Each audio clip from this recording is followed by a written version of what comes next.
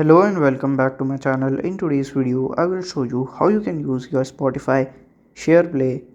So let's get started.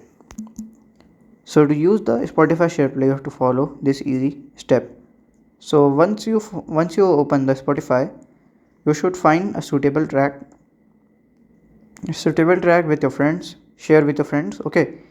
After that, selecting the song, wish to share. Look at the share button icon within the app access list more option. Just click on more option and choose as share play. Among the listed app, just select the contact whichever friend you want, and once there just click on share play, and from here like this it will be done. So by this way you can do it, and if you have any question you can let me know in my comment section. And if you find this video helpful, make sure you like, subscribe and share the video. Thank you for watching.